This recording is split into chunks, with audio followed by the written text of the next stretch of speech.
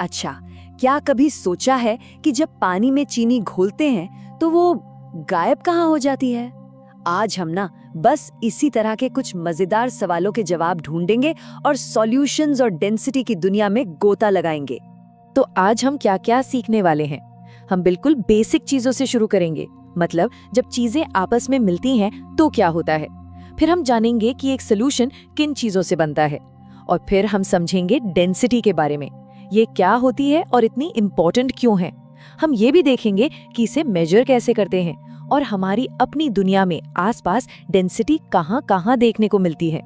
तो ये रहा हमारे आज के सफर का रोड मैप। सबसे पहले मिक्सिंग का जादू, फिर सॉल्यूट्स, सॉल्वेंट्स और सॉल्यूशंस के बारे में बात करेंगे। उसके बाद डेंसिटी को समझेंगे, उसे नापना सीखेंगे और आखिर में देखेंगे कि हमारी दुनिया में डेंसिटी कैसे काम करती है। तो तैयार हैं? चलिए पहले टॉपिक से शुरू करते हैं। तो आ गए हम अपने पहले सेक्शन पर, द मैजिक ऑफ मिक्सिंग। हम ना अपने चारों तरफ हर दिन मिक्सचर्स देखते हैं। सुबह की चाय से लेकर रात के खाने तक सब कुछ तो मिक्सचर ही है।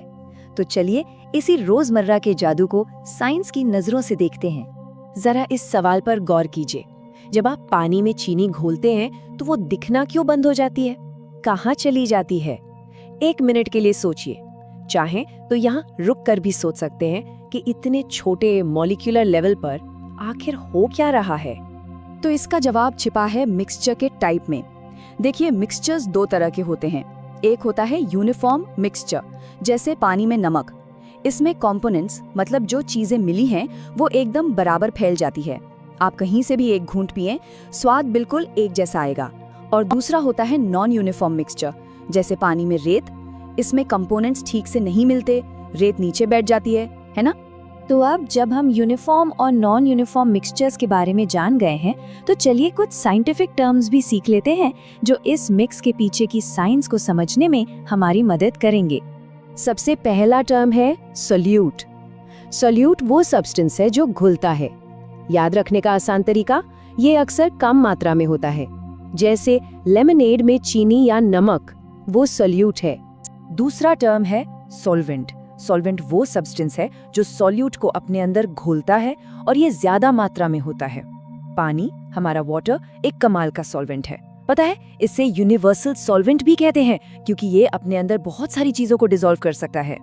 और जब सोल्यूट और सॉल्वेंट एक दूसरे में पूरी तरह से घुल मिल जाते हैं, तो जो यूनिफॉर्म मिक्सचर बनता है, उसी को हम कहते हैं सॉल्यूशन। तो ये बन गया हमारा सिंपल सा formula, solute plus solvent equals to solution. इसे याद रखिएगा, ये हर सोल्यूशन की बुनियाद है। जैसे चीनी जो कि सोल्यूट है और पानी जो सॉल्वेंट है, दोनों मिलकर बनाते हैं शुगर सोल्यूशन। बिल्कुल सिंपल। अच्छा, अब सारे सोल्यूशंस एक जैसे नहीं होते। यहीं पर कॉन्सेप्ट आता है कंसंट्रेशन का। अगर सॉल्वेंट में बहुत थोड़ा सा सोल्यूट है तो हम उसे कहेंगे डाइल्यूट सोल्यूशन, जैसे 1 गिलास पानी में बस 1 चम्मच नमक। और अगर सॉल्वेंट में बहुत सारा सोल्यूट है तो वो बन जाएगा एक कॉन्सेंट्रेटेड सोल्यूशन, जैसे उसी ग्लास पानी में कई चम्मच नमक। चलिए यहाँ एक छोटा सा ब्रेक लेते हैं और अब तक जो सीखा है उसे दोहराते हैं। स्क्रीन पर कुछ पॉइंट्स और सवाल हैं। आगे बढ़ने से पहले इन सवालों के जवाब देने की कोशिश जरूर करें।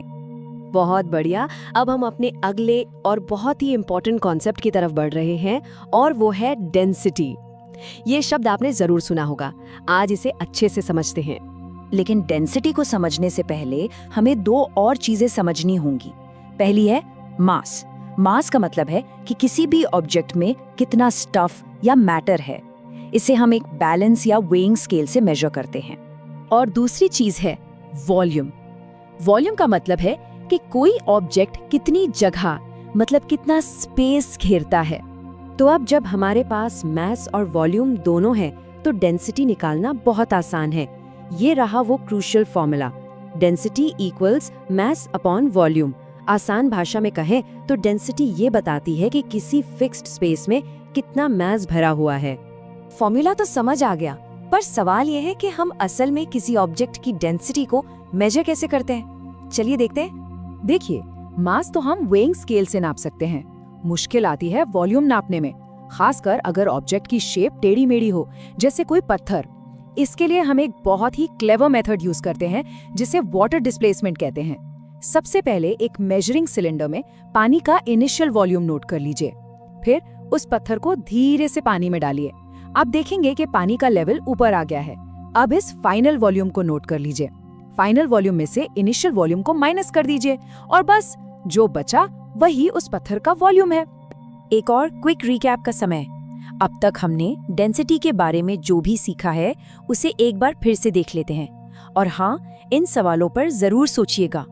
तो अब हम अपने आखिरी सेक्शन पर आ गए हैं, डेंसिटी इन आवर वर्ल्ड।